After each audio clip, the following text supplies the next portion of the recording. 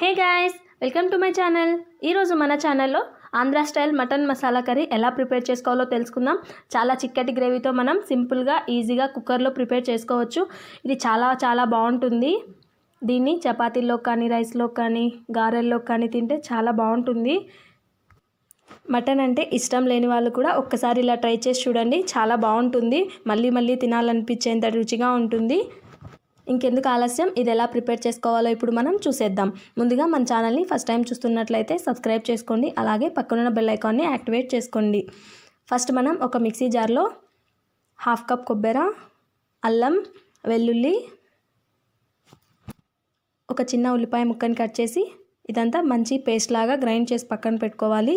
నేను 1 kg mutton తీసుకున్నాను కాబట్టి ఈ కన్సిస్టెన్సీలో తీసుకుంటున్నాను. మీరు 1/2 kg తీసుకుంటే దీంట్లో 1/2 తీసుకోండి. ఒక కుక్కర్ పెట్టుకొని అందులో ఆయిల్ హీట్ చేసుకోవాలి. నాన్ వెజ్ కర్రీస్ అన్నింటికి కొంచెం ఆయిల్ ఎక్కువ ఉంటే టేస్ట్ అనేది చాలా బాగుంటుంది. ఆయిల్ ఎక్కువ ఇష్టపడని వాళ్ళు తక్కువ ఆయిల్తో చేసుకున్నా బాగుంటుంది. ఆయిల్ హీట్ అయిన తర్వాత ఇందులో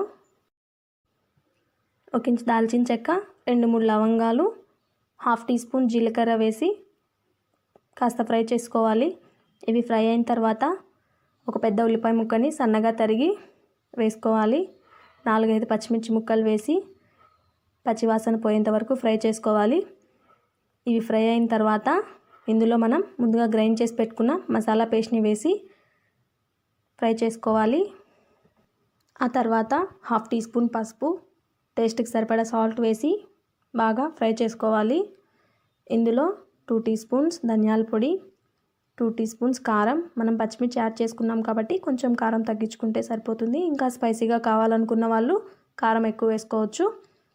1 టీ స్పూన్ గరం మసాలా వేసి ఈ మసాలా పేస్ట్ అంతా పచ్చివాసన పోయి మంచి అరోమా వచ్చేంత వరకు ఫ్రై చేసుకోవాలి. ఇదంతా బాగా ఫ్రై అయిన తర్వాత 2 పెద్ద టొమాటో ముక్కలు వేసి బాగా కలుపుకోవాలి.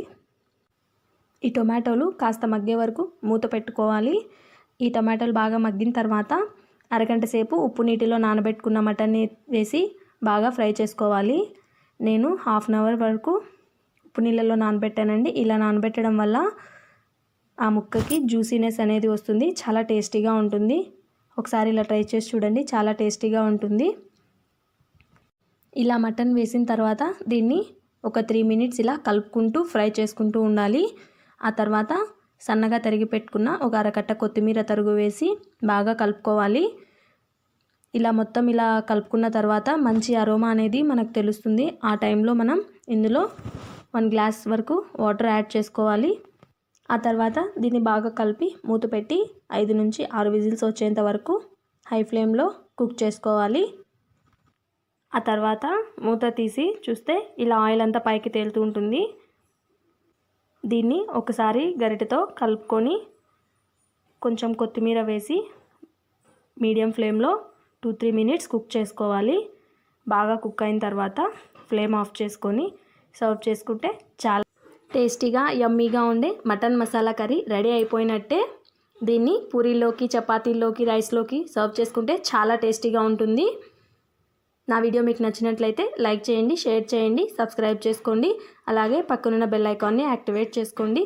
దీన్ని ట్రై చేసి మీకు ఎలా వచ్చిందో కామెంట్ సెక్షన్లో నాకు తెలియజేయండి. Thank you.